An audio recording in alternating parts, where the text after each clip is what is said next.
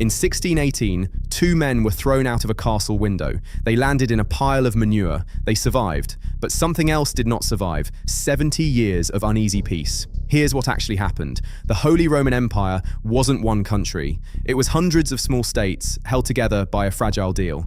Catholics and Protestants agreed to leave each other alone.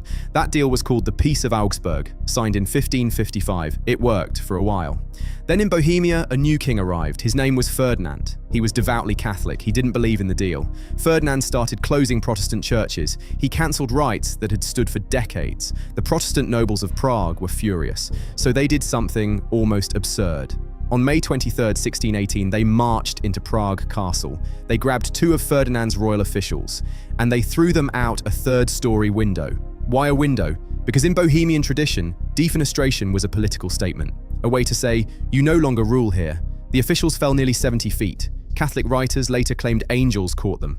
Protestant writers said they simply landed in a dung heap. Either way, they lived. But the message had already been sent, and there was no taking it back. Ferdinand did not forgive this insult. Within a year, he was elected Holy Roman Emperor, and he wanted revenge. He sent an army into Bohemia. The Bohemian nobles fought back, and here is where the small decisions stopped being small, because other powers were watching. Denmark saw an opportunity to weaken the Catholic Empire, so Denmark joined the war. Sweden saw an opportunity to expand its territory, so Sweden joined the war. France, even though it was Catholic, feared a stronger Holy Roman Empire more than it feared Protestants. So France joined the war too, against fellow Catholics.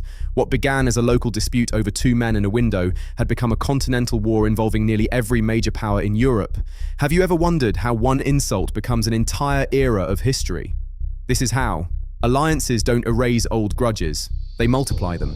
The war that followed lasted 30 years. Historians call it simply the 30 Years' War, but its aftershocks lasted far longer.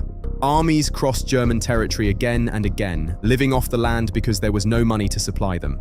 Farms were stripped bare, entire villages starved. Some historians estimate the population of the German states dropped by up to a third. In parts of Bohemia, the number was closer to half. Let that sink in. 1/3 to 1/2 of an entire population gone because of a window. By 1648, the powers of Europe were exhausted.